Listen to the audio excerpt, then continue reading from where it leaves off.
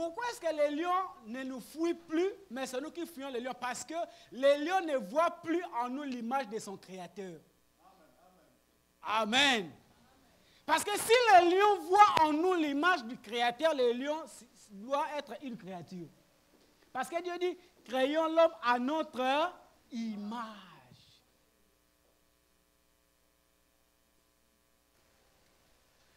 Bien-aimés, nous autres qui avons fait des voyages dans des forêts, dans mon pays, il y a une forêt, on appelle ça forêt équatoriale. Une grande forêt. Quand j'ai fait des voyages là-bas, je suis arrivé dans un village où, quand tu quittes, c'est la forêt qui relie deux provinces. Quand tu quittes le village où j'habitais pour aller dans l'autre village, pour ceux qui marchent bien, vous devez faire 6 à 7 heures du temps. Pour ceux qui n'arrivent pas à bien marcher, vous allez dormir dans la forêt et puis les matins, vous sortez. Donc cette forêt, personne n'entrait ou ne s'hasardait à aller seul. Parce que dans la forêt équatoriale, il y a plusieurs sortes d'animaux. Bien aimé, moi j'ai fait cette forêt seule. J'ai fait presque 7 heures du temps dans la forêt seule. Et quand je suis ressorti dans l'autre côté, on m'a posé la question. La première personne qui m'a rencontré m'a dit, tu es venu avec qui? J'ai dit, non, je suis venu seul. Il a dit, c'est pas possible, c'est faux, c'est faux, c'est faux. Tu es venu avec des gens? J'ai dit, oui, je suis venu avec des gens spirituels, mais pas des gens physiques. Je vais dire à une personne aujourd'hui, quand tu es à l'image de Dieu, tout ce qui est sur la terre s'agenouille devant toi. Amen. Quand tu es à l'image de Dieu, tout s'agenouille devant toi. Quand je parle de tout, même la pauvreté, même la maladie. Parce que tu reflètes l'image du Créateur, pas de la créature. C'est ça, le plan de Dieu. Que la terre soit dominée par ses enfants. Deuxième projet de Dieu, que les humains vivent heureux et éternellement sur la terre. C'était ça le plan de Dieu. C'est ça, les deux plans que Dieu avait. Posez-vous un peu la question. Les mamans sont là. Un enfant n'est pas encore né. Tu n'as même pas encore vu sa figure. Rien. Mais tu achètes déjà des habits. On appelle ça comment? Layette ou layette? Lait.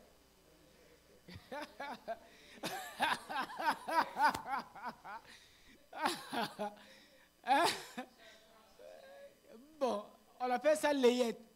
Vous allez voir, l'enfant n'est pas encore né. Mais la maman, les papas, ils achètent des habits. Ils achètent même le berceau, hein, les berceaux. Vous allez voir, ils préparent tout ce qu'il faut pour que cet enfant soit heureux. La Bible pose la question, si vous, humains qui êtes méchants, vous savez faire des beaux dons à vos enfants, en plus forte raison, Dieu qui est dans le ciel. Bien aimé, quand j'étais à l'Équateur, le nom de ces fruits-là, c'est même maman Nonon qui m'a donné ça. Il y avait un petit fruit comme ça, rouge. Hein. Ces fruits-là, quand vous les mangez, tout devient sucré. Tout devient sucré. Maintenant, c'est lui qui a créé ça, c'est Dieu. Donc, au Congo, quand vous mangez les pamplemousses du Congo, c'est presque amer. Hein. Mais quand vous mangez ces fruits, les pamplemousses deviennent sucrés. Le goût de banane, le goût des oranges. Avant que vous ne puissiez venir sur la terre, Dieu a déjà tout préparé pour que vous soyez heureux. Dieu a tout préparé, bien-aimé. C'est pourquoi il dit, il veut que les humains vivent heureux et éternellement. Ça signifie que Dieu n'a pas préparé que tu meurs un jour. Mais je vous pose la question. Maintenant, qui a créé la mort? Qui a créé la mort? Oui? Hein? C'est qui? Oui. Qui a créé la mort? Vous avez une idée? Les péchés. C'est qui? C'est qui? C'est nous, hein? Et vous, la réponse c'est qui? C'est Dieu? Vous avez une preuve? Vous aussi, vous avez une preuve? Parce que vos réponses se contredisent. Non, non, c'est lui qui a donné la réponse qui donne la preuve.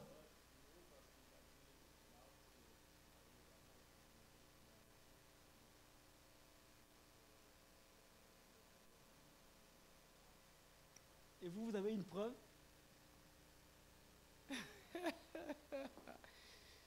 La Bible dit ceci. Qui a tout créé? Maintenant, dans le tout là, la mort était exemptée. La mort était en dehors. C'est Dieu qui a créé la mort.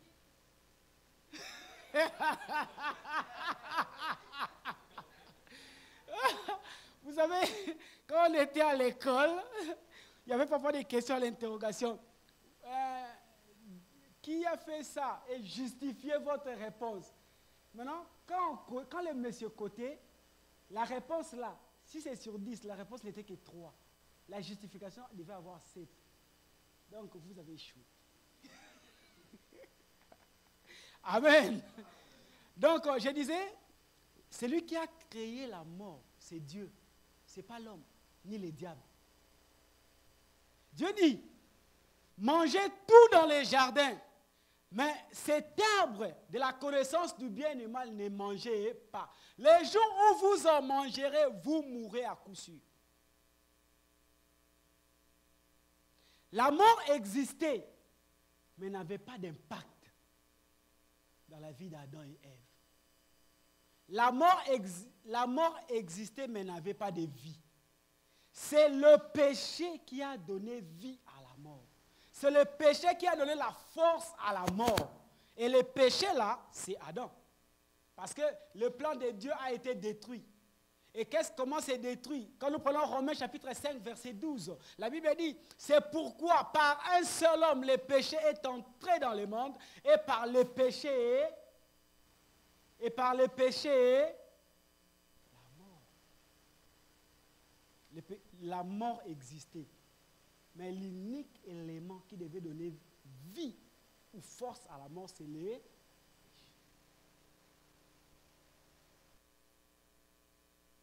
Il faut m'en laisser. Et qu'ainsi la mort s'est étendue sur tous les hommes. Parce que tous ont... C'est pourquoi moi je suis contre vous, ceux qui disent, ah, comment cet enfant, un ange de Dieu. Tu as vu ça où dans la Bible? Que comme c'était un bébé, c'est un ange de Dieu. C'est un pécheur né. Le roi David a dit, je suis né dans l'iniquité. Ma mère m'a conçu dans le mensonge. Et une personne comme ça vous dit, c'est un saint. Nous venons avec nos péchés. C'est pourquoi quand vous mettez un enfant, vous n'avez même pas besoin de l'apprendre comment mentir.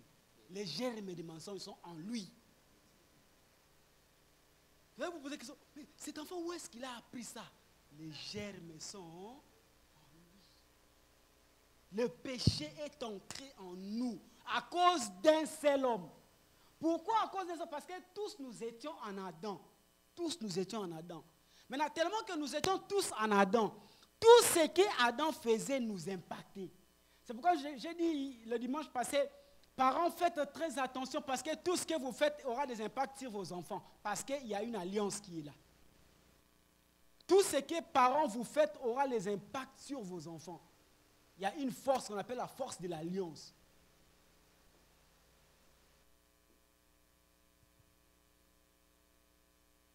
Heureusement, par sa bonté, Dieu a créé le plan de la restauration. Parce que qu'est-ce qui s'est passé? Dieu voulait que ses enfants vivent heureux et éternellement. Une personne me pose la question, me dit même, Pasteur Mike, est-ce que c'est vrai que Dieu connaît tout? Je dis oui, Dieu connaît tout. Ben, il savait qu'Ève allait manger les fruits. Hein? Mais pourquoi il a donné encore cette loi? C'était un piège que Dieu faisait. Amen. Vous avez déjà demandé cette question, vous avez déjà posé cette question. Hein? Je vais vous répondre à cette question aujourd'hui. Vous avez vos téléphones? Je ne sais pas comment vous avez acheté vos téléphones. Moi, j'ai acheté mon téléphone avec un carton. Et dans ce carton, quand j'ai ouvert, la première chose que j'ai vue dans ce téléphone, ce n'était pas les téléphones, c'était un livre au-dessus. Et ce livre m'a dit, lis-moi avant d'utiliser les téléphones. Quand vous achetez votre télévision, quand vous achetez votre radio, vous achetez vos appareils, vous allez voir qu'il y a un livre qui accompagne ces appareils. Et la première chose que ce livre vous dit, lisez ça, ces livres, avant l'utilisation. Et qu'est-ce qu'il y a dans ces livres en général? Dans ces livres, il y a ce qu'on appelle l'assurance. Il vous dit, avec cet appareil, vous allez faire ceci. Avec cet appareil, vous allez faire ceci. Avec cet appareil, vous allez faire ceci. Et en deuxième lieu, on vous dit maintenant ce que vous ne devez pas faire. Ne mettez pas cet appareil dans l'eau. Ne mettez pas cet appareil dans tel endroit. Ne mettez pas ceci. Ne le mettez pas ceci. Ne faites pas ceci. Et en dernier lieu, le livre vous dit, si vous avez respecté tout ce qu'on vous a dit et que l'appareil ne fonctionne pas bien, voici nos coordonnées. Appelez ou revenez avec l'appareil. Amen. Combien lisent les livres? Ne mentez pas, nous sommes à l'église. Ah, heureusement, il y en a qui lisent. C'est pourquoi vous allez voir, vous avez votre téléphone qui a plus de 500 options, mais vous n'utilisez que 100. C'est une perte de 400. C'est comme ma tante à Kinshasa qui demandait qu'on puisse l'acheter un téléphone Android. On lui dit, tu as un téléphone de touche. Et dans ces téléphones, il y a beaucoup d'options aussi. Mais tu ne fais qu'appeler, recevoir des appels, c'est tout. Les messageries, ça ne te dit rien. On peut t'envoyer les messages, tu ne lis pas. Maintenant, l'Android, tu vas faire quoi avec? Reste avec les touches. Amen. Amen. Maintenant, dans le plan de Dieu, c'était que nous puissions vivre heureux. C'est pourquoi il nous a donné sa loi. Sa loi. Les lois de Dieu ne sont pas là pour réduire notre liberté, mais c'est pour nous donner une bonne vie. Il a dit à Josué, dans Josué 1:8, il dit, si tu obéis à ces lois, tu auras une réussite. La même chose quand les fabricants du téléphone vous donnent des lois. Ne mettez pas ça dans l'eau. Quand il dit ne mettez pas ça dans l'eau, parce qu'il a déjà testé ça. Et qu'il a vu que quand tu mets cet appareil dans l'eau, ça se gâte. Quand celui qui a fabriqué Toyota vous dit, dans les réservoirs, mettez-moi du carburant. Vous vous dites, non, moi j'aime beaucoup les jus d'orange, je vais mettre les jus d'orange. Qu'est-ce que le moteur va faire? Dieu a établi des lois. C'est comme je disais à un ami, je dis, Dieu ne s'assoit pas au ciel là avec un cahier pour commencer à noter. Frère, tel monsieur a fait tel péché, il commence à noter. C'est faux. Dieu a déjà établi des principes qui nous sanctionnent et qui nous bénissent. Dès que nous obéissons, les principes nous bénissent. Dès que nous désobéissons, les principes nous détruisent. C'est comme le principe simple, la pesanteur. Tu dis non, moi je suis chrétien. Moi j'ai pris vraiment Dieu. Va sauter au dehors de l'immeuble. Qu'est-ce qui va se passer? Que tu sois chrétien, que tu sois athée, que tu sois musulman, bouddhiste, qui que tu sois, tu tombes, tu t'écrases, tu meurs. Le principe ne tient pas compte des religions, ne tient pas compte de sexe, ne tient pas compte des races. Dieu a donné ses lois pour nous donner une bonne vie. Manger. Vous savez ce qui est aussi mal, pasteur Glody? Quand vous lisez vraiment la Bible, vous allez comprendre que Adam et Ève n'avaient même pas mangé la moitié des fruits qui étaient dans les jardins. Ils se sont précipités à aller manger les fruits interdits. Ils n'ont même pas mangé la moitié des fruits. Non, pas manger, goûter même la moitié des fruits des nombres de fruits qui étaient dans les jardins. Les arbres qui étaient dans les jardins. Adam et Ève n'avaient même pas mangé la moitié. Ils se sont précipités pour aller manger l'arbre interdit. Dieu a interdit non pas pour son bien. La Bible dit dans Ésaïe, je suis le Dieu qui vous enseigne pour votre profit. C'est ça ce que Dieu est. Dieu étant amour, il a créé ce qu'on appelle le principe de la restauration. Quand il a vu que Adam et Ève, par les péchés, ils ont détruit les plans que lui avait, maintenant il a créé ce qu'on appelle la restauration. C'est pourquoi vous allez voir quand les fabricants fabriquent la voiture, il y a toujours plusieurs pièces qu'il met de côté. Si vous allez dans Toyota, dans la société Toyota, vous allez voir qu'il y a beaucoup de pièces, de paraprises, il y en a beaucoup, au-delà même du nombre de véhicules qu'ils ont produits. Au-delà du nombre de véhicules qu'ils ont produits. Dieu a un principe le principe de la restauration. C'est dans Jérémie chapitre 31, versets 31 à 33. Nous lisons ce qui suit. Voici les jours viennent, dit l'Éternel, où je ferai avec la maison d'Israël et la maison de Juda une alliance. Vous êtes avec moi? Il dit, voici les jours viennent, dit l'Éternel, où je ferai avec la maison d'Israël et la maison de Juda une alliance nouvelle. Nous avons vu le dimanche passé qu'une alliance peut être brisée ou révisée. C'est pourquoi j'ai dit le dimanche passé, si vous voyez votre mode de vie n'est pas être en accord avec ce que vous voulez que ce soit, voyez, retournez. Peut-être qu'il y a des alliances qui ont été faites sans votre consentement. Parce qu'il y a deux sortes d'alliances. Les alliances directes et indirectes. Direct, c'est quoi? C'est moi-même, je vais conclure cette alliance. Nous avons dit aussi, comme le mariage, c'est aussi une alliance. Donc, tu peux venir toi-même, tu conclus l'alliance avec la femme. Ou encore indirect, ça signifie, moi, je ne connais rien. Mes parents sont allés déjà chercher pour moi une femme, ils viennent me les donner. C'est une alliance qui est indirecte. Et dans les alliances indirectes, là, il y a aussi des alliances où toi, tu nais. Tu nais dans une famille où ils ont déjà des lois établies. Dans notre famille, il y a ceci. Dans notre famille, il y a ceci. Dans notre famille, il y a ceci. C'est indirect. Mais toi, tu subis les conséquences. Maintenant, quand vous êtes né dans une famille comme ça et que vous voyez que ça ne marche pas, cherchez à savoir dans quelle sorte d'alliance est-ce que vous êtes. Vous allez voir dans certaines familles, vous allez voir, les enfants n'étudient pas. Ou dans notre famille, les enfants peuvent étudier, mais ils ne font rien avec leur diplôme. Vous allez voir dans notre famille, il y a des jolies filles, mais qui ne se marient jamais. Et dans notre famille, vous allez voir, c'est comme s'ils ont un montant d'argent limité. Donc, et quand ils atteignent seulement 10 000 $, c'est fini. Ça commence à descendre. Il y a des alliances qui sont établies. Maintenant, nous devons nous poser la question, observer ta vie, tu te poses la question, dans quel genre d'alliance tu es? Et si vous voyez que l'alliance à laquelle vous êtes ne vous profite pas, vous avez le pouvoir de rayer cette alliance et de changer d'alliance. C'est pourquoi Dieu parle. Voici les jours viennent, dit l'Éternel, où je ferai avec la maison d'Israël et la maison de Juda une alliance nouvelle. Non comme l'alliance que j'ai traitée avec leur père.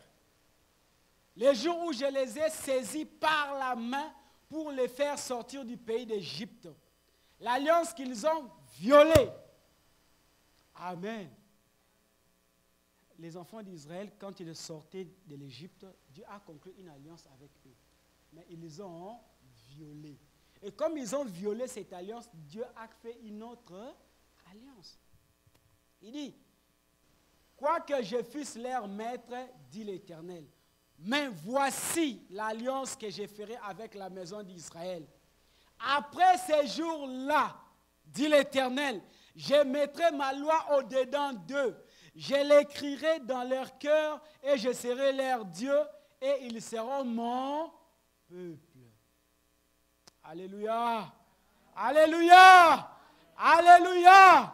Bien-aimés, vous êtes l'Israël actuel avec qui Dieu doit conclure une nouvelle alliance.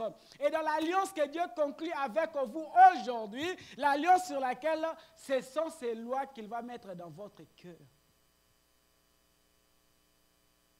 Quand il met ces lois dans votre cœur, partout où vous allez, ces lois vont commencer à résonner en vous. Ce n'est pas que vous allez vous promener avec ces lois comme Moïse s'est promené avec les tablettes de pierre, mais ici les lois de Dieu sont écrites dans notre cœur. Pourquoi? Bien, pourquoi Dieu choisit toujours les cœurs? Dans l'être humain, les deux grandes parties, c'est la tête et le cœur. Vous allez voir que le diable choisit plus la tête, les réflexions. C'est comme ça qu'il a fait même réfléchir Ève. Est-ce que c'est vrai vraiment que Dieu a dit, vous ne pouvez pas manger les fruits de cet arbre? Donc il vous amène par des réflexions pour vous amener dans la chute. Mais Dieu, ce n'est pas les réflexions. Dieu vous amène dans le cœur. C'est la foi. Heureux celui qui croit sans avoir vu. C'est comme ça que Dieu fonctionne. Il dit, j'écrirai mes lois dans leur cœur. Et quand vous allez dans Apocalypse chapitre 3, verset 20, là-bas, Jésus dit, je suis à la porte de votre cœur et je frappe. Celui qui entend ma voix et ouvre, j'entre. Dieu veut habiter dans votre cœur. Parce que quand lui vient, il vient aussi avec ses lois. Il écrit ça dans votre cœur. Et dans le livre de Jean, chapitre 1, verset 29, la Bible dit, le lendemain, il vit, là c'était Jean-Baptiste, il vit Jésus venant à lui et il dit, voici l'agneau de Dieu qui ôte le péché du monde. Ici, je vais expliquer un peu le paramètre, les choses qui s'est passées. Quand Adam et Ève ont péché et que Dieu a donné sa faveur à l'être humain, c'était maintenant le temps où, quand tu pêches, tu dois venir avec un animal, on va les sacrifier pour que tes péchés te soient pardonnés. On venait avec les agneaux pour que les péchés soient pardonnés. Mais avec le temps, qu'est-ce qui s'est fait voir?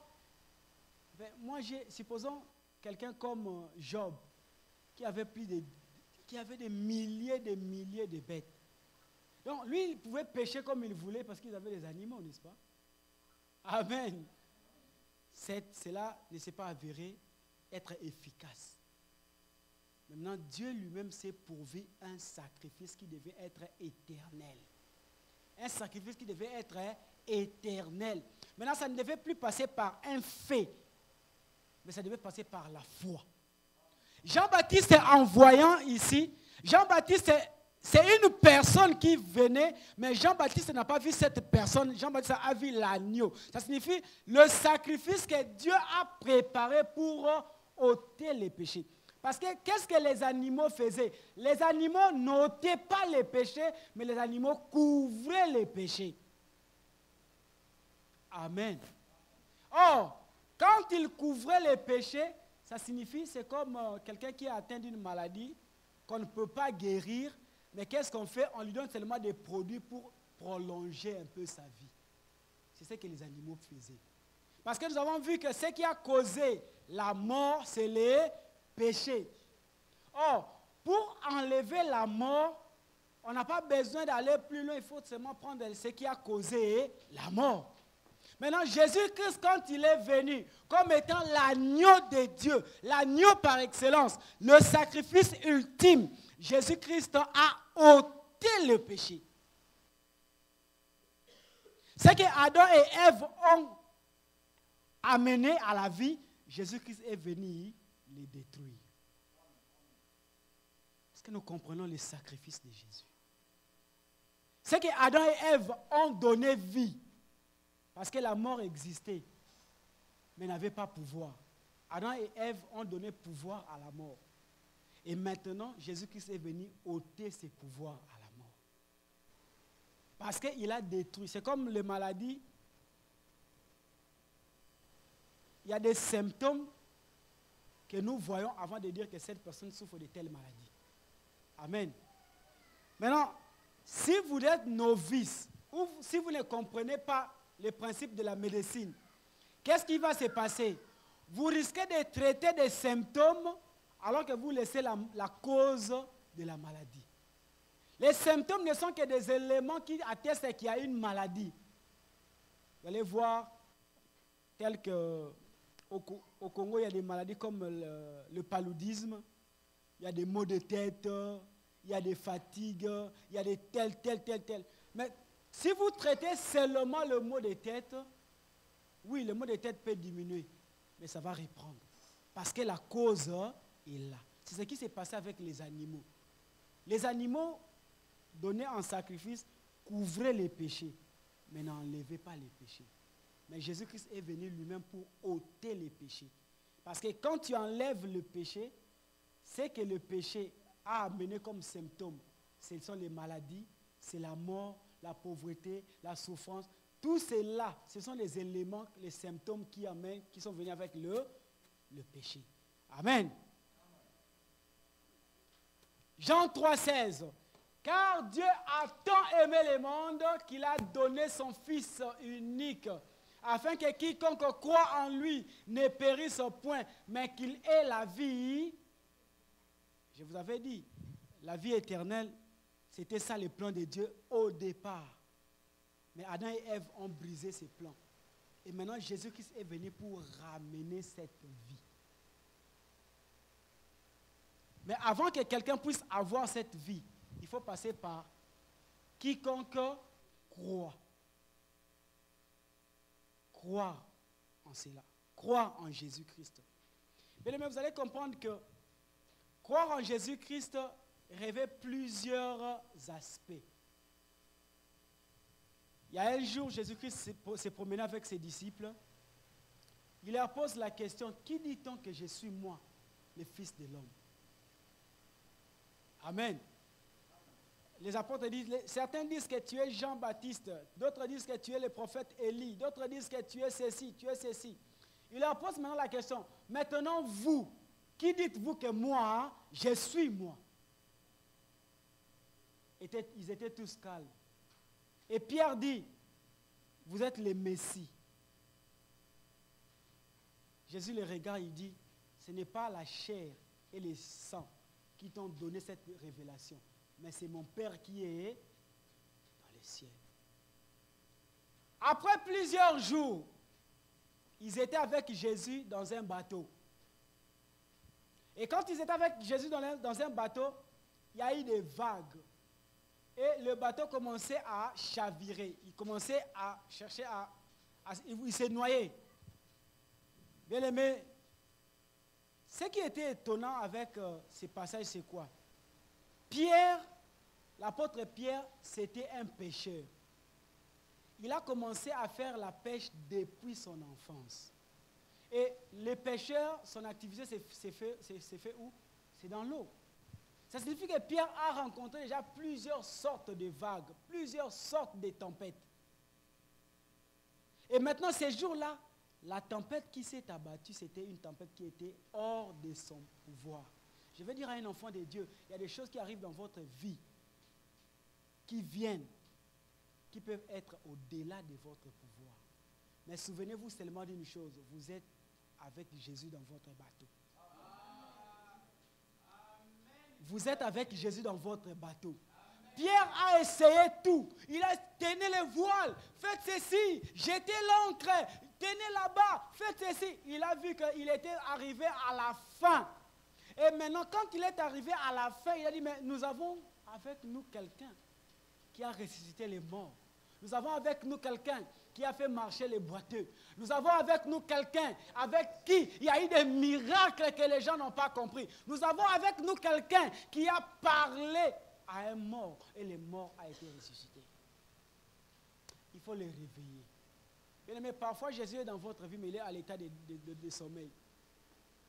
Je vais vous expliquer ce que signifie l'état de sommeil. Jésus peut être dans votre vie. Vous l'avez accepté comme Seigneur et Sauveur. Vous l'avez accepté comme étant Sauveur, mais pas comme étant Seigneur. Vous avez accepté comme étant Sauveur, ça signifie quoi? Quand vous avez un problème, vous venez Jésus, Jésus, Jésus. Mais quand lui vous donne ses lois, moi, ça devient trop dur, je ne saurais pas. Pasteur, même toi-même vraiment, que moi je puisse laisser ça, qui va me nourrir? J'ai des factures, hein, pasteur. Je sais, Dieu sait que tu as des factures. Mais ce n'est pas ça qui va t'amener à violer ses lois. Amen. Ce n'est pas parce que tu as des factures à payer que tu dois compromettre ta foi. Non. Tu as Jésus-Christ, mais il est à l'état de sommeil. Pierre est allé réveiller Jésus. Jésus, Jésus, nous sommes en train de mourir. La Bible dit quand Jésus s'est réveillé, Il cria sur le vent et parla à la mer. Je vais expliquer ça. Il cria sur le vent, mais il parla à la mer. Pourquoi il utilisait deux actions? En soi, la mer n'avait pas de problème. La mer n'avait pas de problème. Le problème, c'était les vents. C'est les vents qui venaient souffler sur la mer qui créaient des tempêtes. Bien aimé, il y a parfois des choses qui viennent dans votre vie, vous criez sur la mauvaise personne. Vous criez sur la mauvaise personne. Jésus a compris que le problème, ce n'est pas la mer, c'est plutôt le vent. Quand il a crié sur le vent et il a parlé à la mer, tout s'est calmé. Et Jésus a posé la question aux apôtres. Où est votre foi? Parce qu'il dit, quiconque croit en lui ne périsse point, mais qu'il ait la vie éternelle. Jésus-Christ leur pose la question, où est votre foi? Parce qu'il y a quelques jours, ils avaient posé la question, qui est-ce que je suis? Ils ont dit que tu étais le Messie. Or, la Bible a déjà établi comment est-ce que le Messie devait mourir. Est-ce que le Messie devait mourir par noyade?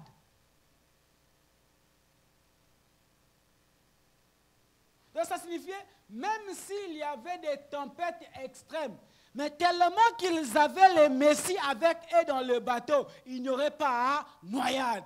Je veux dire à une personne en ce moment, quels que soient les problèmes qui peuvent arriver dans votre vie, la Bible dit, vous serrez la tête et non la queue. Ça signifie, même si on vous amène jusqu'au mur, Dieu va faire en sorte que vous quittez les murs avec succès.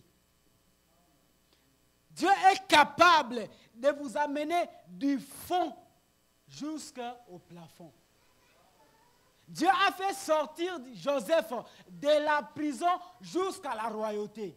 Je veux dire à quelqu'un, Dieu là qui a fait ces choses-là, Hébreux 13:8 dit, il est le même hier, aujourd'hui et éternellement. Ce que vous voyez comme impossible dans vos yeux, faites confiance en Dieu, c'est possible.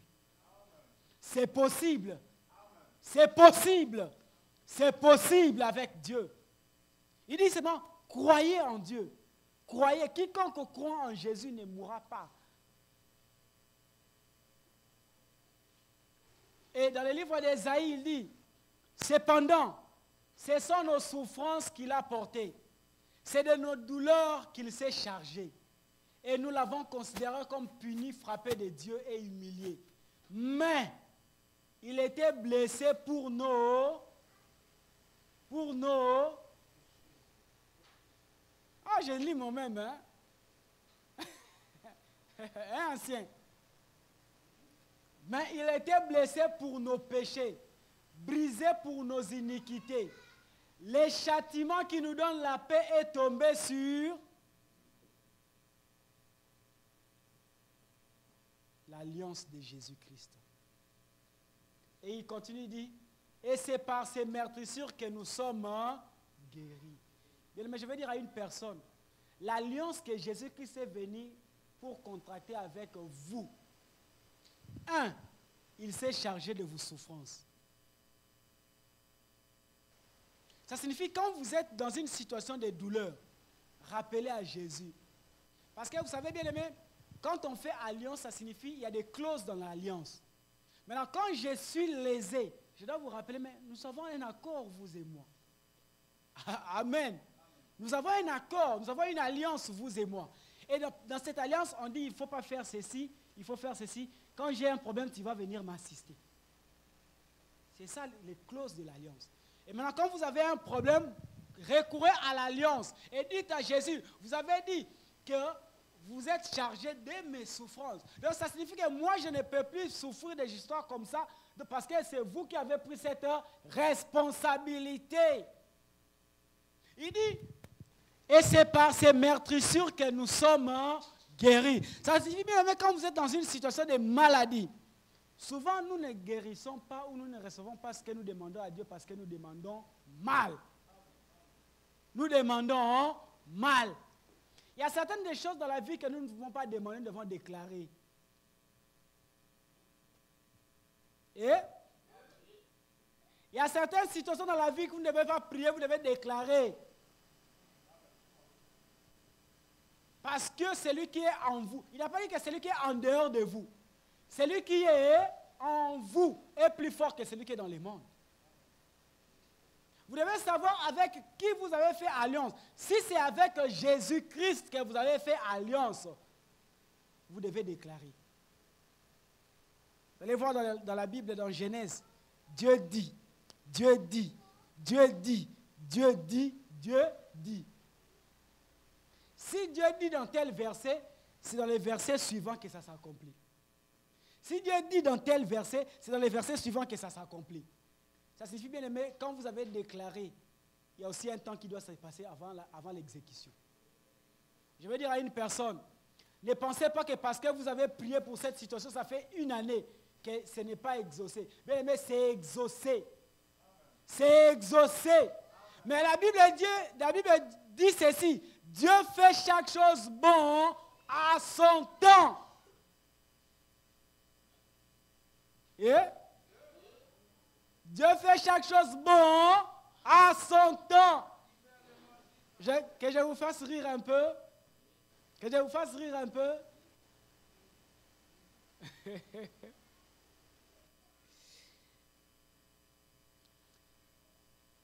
Quand j'ai prié Dieu, quand j'étais en voyage dans les provinces, dans mon pays au Congo, au moment où j'ai prié Dieu pour que je puisse me marier, si je m'étais marié à cette époque-là, j'allais déjà divorcer aujourd'hui.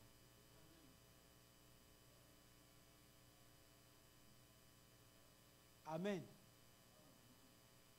Un jour, un frère m'a posé la question, mais quand vous dites ça, vous faites allusion à quoi? J'ai dit, j'ai fait allusion à l'état de l'immaturité auquel j'ai été. Amen. Dieu fait chaque chose bon. Il y a des choses que vous priez aujourd'hui. Dieu a déjà fait la liste de ces choses peut-être pour l'année prochaine. Et dans votre tête, vous dites, Dieu ne m'écoute pas ou comment? Le roi David dit ceci en psaume 136. Dieu connaissait le nombre de ses jours, de tous les jours de sa vie, avant même qu'un seul jour ne puisse exister. Je vous pose maintenant la question. Si Dieu connaissait tous les nombres de jours de la vie de David sur la terre, est-ce qu'il ignorait les choses qui devaient se passer dans ces jours-là? Dieu connaît quand est-ce qu'il va faire quoi dans votre vie. C'est pourquoi il vous dit, faites-lui confiance. C'est par ces meurtrissures que nous sommes guéris. Nous ne recevons pas ce que nous demandons à Dieu parce que nous demandons mal. Et souvent nous demandons parce que nous ne voulons que notre bien à nous. Or, je dis toujours cette phrase, Dieu c'est un Dieu d'affaires. Dieu c'est un Dieu d'affaires. Et chez les hommes d'affaires, pour ceux qui font les affaires, ils connaissent que les premiers mots qui tournent dans les affaires, c'est intérêt. Amen, ma sœur. Hein? Chaque fois que vous voulez demander quelque chose à Dieu, posez-vous la question, quel est l'intérêt de Dieu dans la chose que je demande? Il dit, là où 2 ou 3 sont réunis, je suis là. Faux. Là où 2 ou 3 sont réunis en mon nom, ça signifie l'intérêt de Dieu, il figure. Là, moi, je viens. Anna a prié pendant des années, Dieu donne-moi un enfant, Dieu donne-moi un enfant. Elle n'avait pas d'enfant. Parce que 2 choses le bloquaient, la précision et l'intérêt de Dieu. La précision, quel enfant tu veux, un mâle ou une femelle? Et maintenant, quand tu as déjà trouvé que moi, je veux un mâle, je veux un fils, maintenant, quel est l'intérêt de Dieu en ça? Quel est l'intérêt de Dieu? Oui, Seigneur, j'aimerais que tu puisses me guérir de cette maladie. On te pose maintenant la question, je dis, quel est l'intérêt de Dieu dans ta guérison? Souvent, il y a des gens qui se disent, je vais les prouver, quand moi je vais guérir, quand moi je vais être béni, quand j'aurai l'argent, vous allez sentir. Vous allez sentir. Moi, vous allez, je vais m'habiller comme Salomon, vous allez sentir. Vous n'en aurez pas, frère. Vous n'en aurez pas, sœur. Si c'est seulement dans l'alliance de Dieu, Dieu doit se retrouver dans ce que toi tu demandes. Anne a compris et elle a promis à Dieu, Seigneur, si tu me donnes un fils, je vais te l'offrir en sacrifice. il va venir travailler dans ton temple. Amen. Amen. Quand Dieu a entendu cela, Dieu a dit, voilà, maintenant nous pouvons faire affaire. Et Dieu a donné aussi un fils. Et quand Anna a eu cet enfant, et que cet enfant a été sévré, il a quitté les saints, Anna est allée donner cet enfant au temple. Et quand Anna a respecté sa part du marché, Dieu lui a donné 5 enfants autres. Je veux dire à quelqu'un aujourd'hui, il y a parfois des choses qui boitent dans ta vie parce que la Bible dit, celui qui est fidèle dans les petites choses, il sera aussi dans les grandes choses. Dieu t'a déjà donné les petites choses que tu demandais et tu n'as pas été fidèle. Comment va-t-il te donner les grandes choses? Nous violons les alliances de Dieu. Moi aussi, j'avais violé l'alliance de Dieu. J'ai contracté l'alliance avec Dieu pour les servir. Dieu a fait sa part. Quand ça devait être ma part, j'ai fui. Vous savez ce que Dieu a fait? Il a tout arrêté dans ma vie. Le travail, tout ce que je faisais s'est arrêté en un jour. Moquez-vous des hommes, pas de Dieu. Moquez-vous des hommes, pas de Dieu. Dieu, il est omnipotent. Omnipotent, ça signifie qu'il est le tout-puissant. Tu n'as pas où te cacher devant lui. Tu n'as pas où fuir. C'est pourquoi il dit que votre oui soit oui. Que votre non soit non. Parce que tout ce qui vient après vient du diable. Je vais aller rapidement pour chuter. Quand Jésus est venu, qu'est-ce qu'il a fait? Il a effacé l'acte dont les ordonnances nous condamnaient. Ça signifie qu'il y avait des lois établies. Si tu voles, tu meurs. Si tu fais ceci, il y aura telle condamnation. Si tu fais ceci, il y a telle condamnation. Maintenant, Jésus est venu effacer l'acte-là qui condamnait, dans les ordonnances condamnées. Il est venu effacer ça. Bien aimé, je vais dire à une personne, Jésus-Christ, je respecte beaucoup Mahomet. Je respecte Confucius. Je respecte beaucoup Bouddha. Mais en ce qui concerne mes péchés, seul Jésus-Christ a eu le pouvoir d'ôter le péché en moi.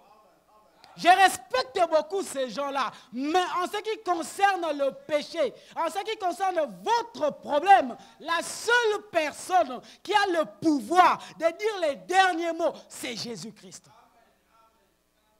C'est Jésus-Christ. Quand nous retournons dans le livre que nous avons lu, Matthieu chapitre 26, versets 26 à 28, nous voyons que dans l'alliance qu'il y avait ici, il y a 2 éléments qui sont entrés. 2 éléments qui sont entrés. Et nous avons le pain et le vin. C'est ici que je vais chuter, bien aimé. Il y a 2 symboles dans cette alliance. Il y a le pain et le vin. Je vais vraiment expliciter pourquoi il y a eu ces 2 éléments. Nous commençons d'abord par le pain. Le pain, c'est le corps ou la chair. C'est ce que Jésus a dit. Mangez ceci. Je me suis assis, je me suis posé des questions. Mais pourquoi est-ce que Jésus a utilisé la chair? Que nous devons manger sa chair. Et il est allé plus et dit, voici les vins. Ou la coupe, ce n'était pas la coupe là, la tasse. C'était les vins qui étaient à l'intérieur. Le vin qui était symbole de son sang. Pourquoi Jésus a pris seulement la chair et le sang comme symbole de l'alliance? Pourquoi? Je commence par le vin, qui est le sang. Bien aimé, vous allez comprendre avec moi dans le livre de Lévitique. Je vais vous donner ces versets. Dans Lévitique,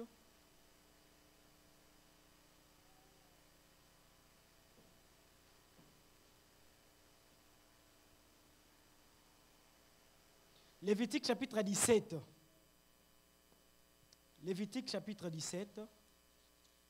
Lévitique, c'est dans l'Ancien Testament. Lévitique chapitre 17. Je n'ai pas paraphrasé ces versets. On va les lire ensemble. Lévitique chapitre 17, verset 10. Je lis ce qui suit.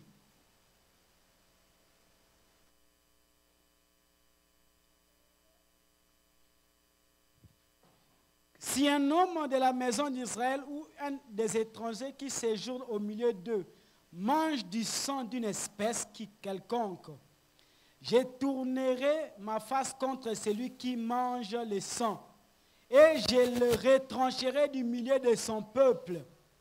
Verset 11, il dit, car l'âme de la chair est dans le sang. Ça signifie la vie se trouve dans le sang. La vie se trouve dans le sang. Bien aimé, vous allez comprendre pourquoi même en médecine, s'ils veulent faire beaucoup d'examens, ils prennent le sang. Ils prennent le sang. Ils prennent le sang. C'est parce que c'est dans le sang qu'il y a beaucoup de maladies. C'est dans le sang qu'il y a, si même on vous empoisonne, la majorité des poisons vont plus dans le sang. Amen. Si je vais vous tuer et que je prends le couteau, je vous poignarde. En soi, ce n'est pas le fait que je vous ai poignardé qui vous tue. C'est la sortie de ce sang. Vous allez faire l'hémorragie. C'est ça qui va vous tuer. C'est pourquoi vous allez voir, parfois on dit, il faut faire en sorte que le sang puisse arrêter de couler. Amen. Il y a des choses qui se passent dans le sang. Le sang contient même les germes d'une personne. C'est pourquoi vous allez voir que notre parent Adam et Ève, nous avons hérité de son sang qui était imparfait. Le sang que Adam et Ève nous a transmis, c'était un sang pécheur. C'est pourquoi Christ Jésus, quand il est venu, il n'est pas né par l'union de l'homme et la femme, parce qu'il allait avoir cette infection-là. Christ Jésus n'est pas né dans l'union entre l'homme et la femme, parce que l'imperfection d'Adam et Ève devait aller entrer en lui. Et comme Jésus-Christ est venu, il est venu avec un sang qui était pur. Et le sang de Jésus, mais comment on appelle ça encore en médecine?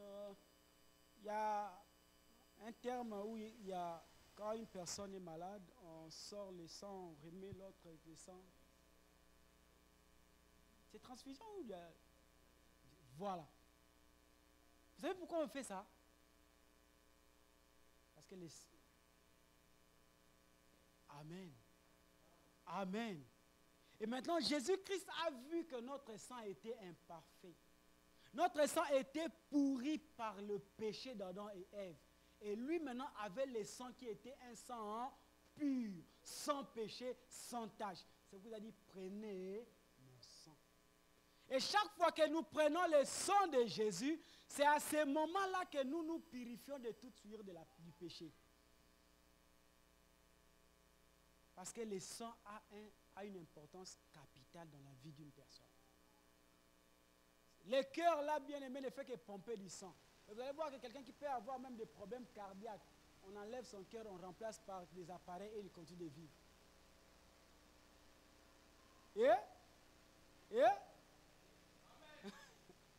Amen.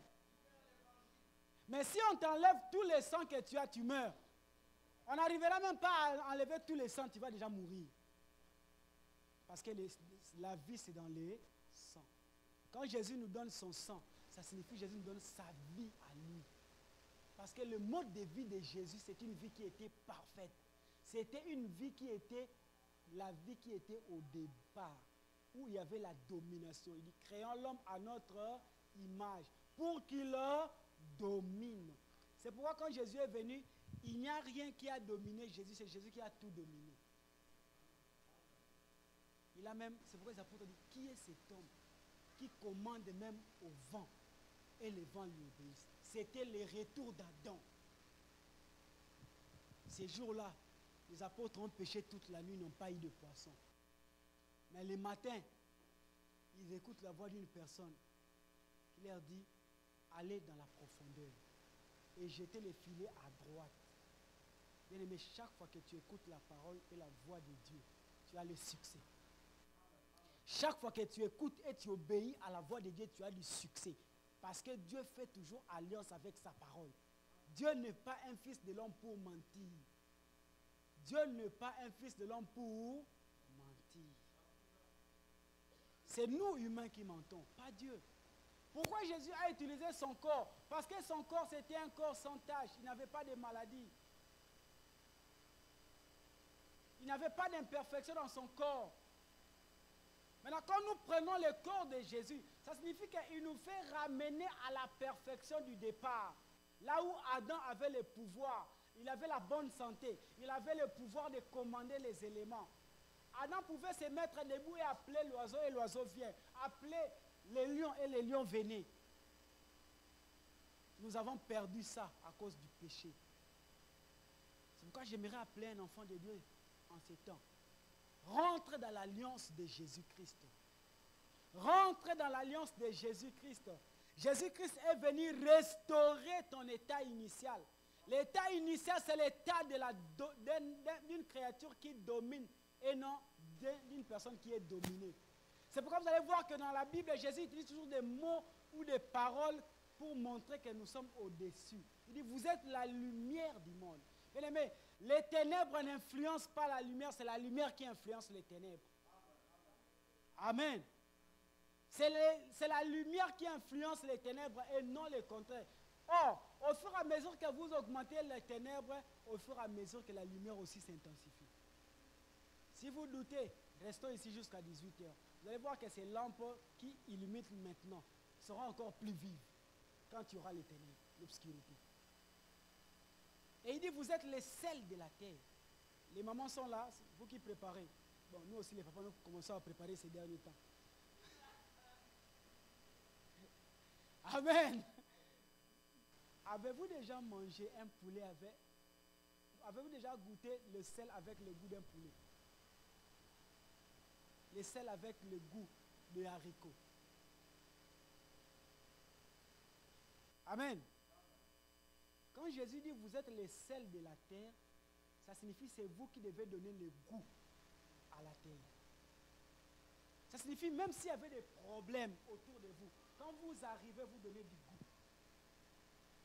Je vous pose maintenant la question, dans votre quartier, dans votre immeuble, dans votre travail, dans là où vous êtes, combien de gens viennent trouver du réconfort dans vos paroles? Combien de personnes viennent trouver du réconfort dans vos paroles? Ils disent, ah, bon, je dois aller les voir, peut-être que je vais... Ils viennent vous poser ce problème. Au contraire, quand ils viennent chez vous, la première chose, vous commencez d'abord par rire la personne. Amen. Amen. Nous sommes les sels de la terre. Les gens doivent être contents d'être à notre côté. À moins que vous soyez malade. Mais si vous êtes en bonne santé, vous n'arriverez pas à manger les aliments sans sel. On peut préparer une bonne viande, on met toutes les épices possibles. Si on manque de mettre le sel, c'est un problème. Vrai ou faux? La terre sans le juste, c'est une catastrophe. C'est pourquoi la Bible dit dans le livre des Proverbes, quand le nombre de justes augmente, c'est la joie. Mais quand le nombre de justes diminue, c'est un problème sérieux. C'est un problème sérieux. Remettez-vous dans l'alliance de Jésus-Christ. Rentrez dans son alliance. Parce que les clauses qui sont dans cette alliance, c'est pour notre faveur. Il nous dit, vous serez la tête et non la queue. Qui veut être la queue dans sa famille? Qui veut être la queue là où il travaille? Qui veut être la queue dans les activités qu'il fait? Personne. Et qui veut être la tête? Tout le monde va lever la main. Or, la condition c'est quoi? Soyez dans l'alliance avec Jésus. Il dit, ils vous combattront, mais ils ne vous vaincront jamais. L'alliance avec Jésus n'enlève pas les batailles, mais vous donne l'assurance que vous combattez dans la victoire.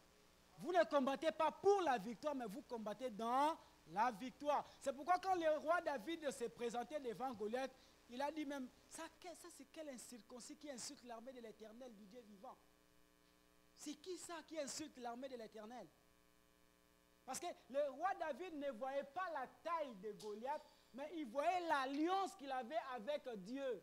C'était une alliance qui dit, ils vous feront la guerre, mais ils ne vous vaincront jamais. Est-ce que vous croyez en cela? Est-ce que vous croyez en cela? Est-ce que vous croyez en cela? Parce que vous ne pouvez pas bénéficier d'une alliance tant que vous doutez des clauses de cette alliance. Moi, il arrive parfois quand j'ai des problèmes qui me surpassent, je ne prie pas. Je ne prie pas. J'ouvre seulement le livre des alliances. Je commence maintenant à dire ces alliances. C'est par ces meurtrissures que, je ne dis pas nous, je suis égoïste, c'est par ces meurtrissures que je étais guéri. Amen. Je serai la tête et non la queue.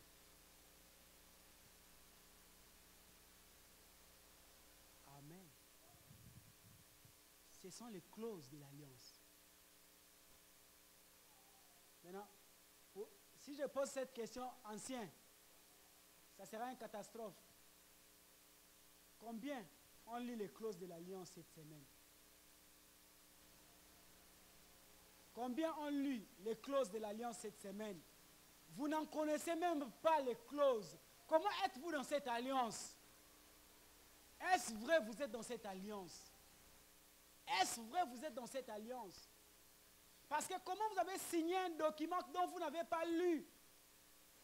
C'est pourquoi, dans des constitutions, on dit toujours nul n'est censé ignorer. Mais vous, vous êtes dans cette alliance-là. Est-ce que vous avez connaissance des clauses de cette alliance? Parce que dans chaque alliance, il y a ce qu'on appelle des droits et des devoirs. C'est que toi, tu dois donner, c'est que tu dois recevoir. C'est pourquoi Jésus-Christ, nous devons l'accepter comme étant Seigneur et Sauveur. Pas seulement Sauveur. Tu es malade, tu viens Jésus. Tu as des problèmes, tu viens Jésus. Tu as des situations compliquées, tu viens Jésus. Mais quand il te donne ses lois pour respecter, c'est trop dur. Les clauses de l'alliance sont ici. Il y a plusieurs choses que nous devons revendiquer. Il y a plusieurs choses que nous devons bénéficier. C'est comme j'ai dit, vous pouvez acheter un appareil qui a 25 applications. Mais tellement que vous n'avez pas lu les clauses, vous n'avez pas lu les manuels, vous utilisez peut-être 5 seulement. Et les restes là, ce sont des pères. Mon peuple est péri. Mon peuple est péri. Arrêtez de chercher toujours les diables. Chassez d'abord votre ignorance. Arrêtez de chasser les diables d'abord. Commencez d'abord par chasser votre ignorance. Chassez d'abord votre ignorance. Quand vous chassez votre ignorance, vous aurez le pouvoir de chasser les diables. Mais tant que vous êtes ignorant, vous risquerez de voir les diables partout. Oh, il y a des choses que ce n'est même pas les diables. C'est juste votre ignorance. Que Dieu vous bénisse. Que Dieu vous bénisse. Que Dieu vous bénisse. Bien aimés, nous allons prier pendant quelques minutes. Jésus-Christ a regardé un jour, il a dit, le Fils de l'homme trouvera-t-il la foi quand il va retourner? Parce que la force du diable, c'est vous amener à voir que tout ce qui vous arrive, c'est par votre force. C'est ça la force du diable. C'est par votre propre force que vous allez réussir. Mais je viens vous dire aujourd'hui, c'est Dieu qui vous conduit. Les parents sont là. Quand vous allez jouer avec les enfants, vous allez voir, il y a des sortes de jouets là, des voitures. Il y a aussi même un volant, mais qui ne fonctionne pas. C'est vous, parents, qui poussez l'enfant, qui le dirigez. S'il doit aller à gauche ou à droite. Mais vous allez voir l'enfant faire aussi des mouvements, comme si c'est lui qui conduit. C'est ce que nous sommes. Laissons-nous diriger par Dieu. C'est lui notre salut. Commencez à voir votre vie, bien-aimée. Commencez un peu à regarder sur ce qui vous arrive, c'est ce que vous vivez. Dans quel genre d'alliance est-ce que vous êtes? Parce que nous sommes tous les fruits d'une alliance. Tous, sans exception. Nous sommes les fruits d'une alliance. Posez-vous maintenant la question, dans quel genre d'alliance est-ce que vous êtes? Est-ce que c'est une alliance bénéfique ou maléfique? Parce que tout ce qui nous arrive est les conséquences d'une alliance quelconque. Indirecte ou directe. Personne ne peut entrer dans une maison tant que la porte est fermée. Personne. Il doit y avoir une ouverture. On appelle ça alliance. Il y a une alliance qui a ouvert la porte. Commencez à voir ça, bien-aimé. S'il y a quelque chose qui ne marche pas, commencez maintenant là, à prier. Seigneur, comme nous l'avons lu dans ta parole, dans Colossiens, tu as effacé l'acte dont les ordonnances nous condamnaient. Tu as effacé ça. L'acte-là, tu as effacé. Je brise cette alliance-là maintenant au nom de Jésus. Commence à briser toutes les alliances néfastes dans ta vie. Si ce sont des amitiés, si ce sont je ne sais pas quel genre d'alliance que toi tu as contracté directement ou indirectement, tu as le pouvoir maintenant de briser cela. Commence à briser cela maintenant au nom de Jésus. Allons-y, prions bien-aimés. Commence à prier bien-aimés. Commence à prier.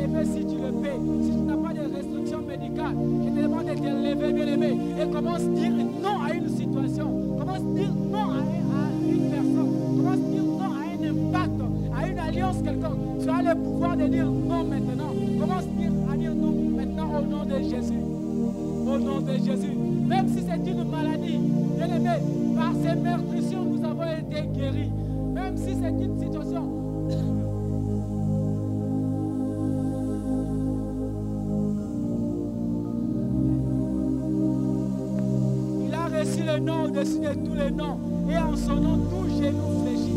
Commence à dire non à toutes les situations. Commence à dire non à quelque chose, bien-aimé. Et puis, rappelle Jésus, dans le clause de notre alliance, tu m'as donné pouvoir de chasser les esprits impurs. Tu m'as donné pouvoir d'imposer les mains aux malades. Que les clauses de ces contrats puissent s'appliquer maintenant au nom de Jésus. Au nom de Jésus. Au nom de Jésus. S'il y a une situation dans ta famille, s'il y a une situation que tu vois dans ta famille, que tu vois la famille restreinte ou élargie, bien aimé, tu as le pouvoir d'agir sur ça. Parce qu'il y a une alliance de sang qui est là. Au nom de Jésus. Au nom de Jésus. Au nom de Jésus. Au nom de Jésus. Père éternel, par l'alliance que nous avons avec toi en Jésus, tu as donné le pouvoir, Seigneur mon Dieu, de chasser tout esprit impur maintenant. Au nom de Jésus-Christ.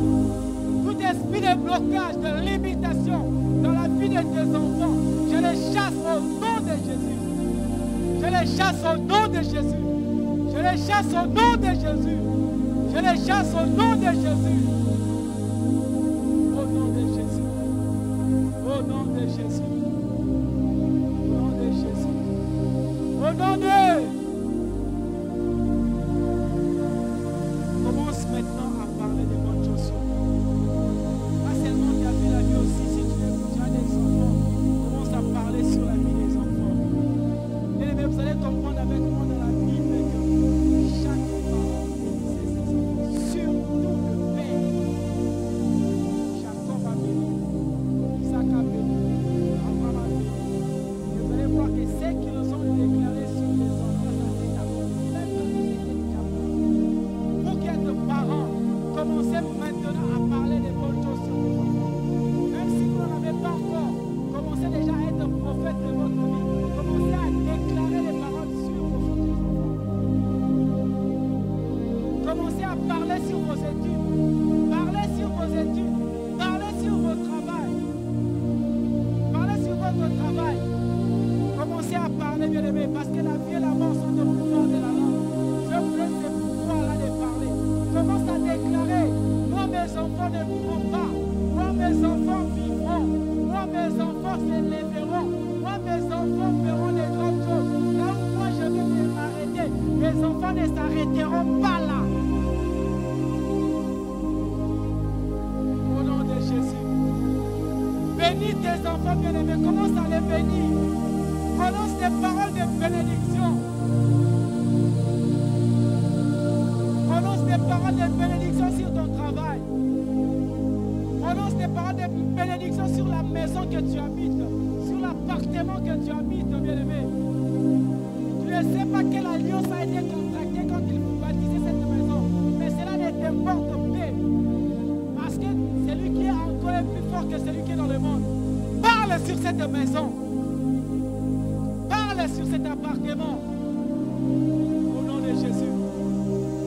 Au nom de Jésus. Au nom de Jésus. Au nom de Jésus. Toute alliance qui ne confesse pas le nom de Jésus dans ma vie, je les brise au nom de Jésus.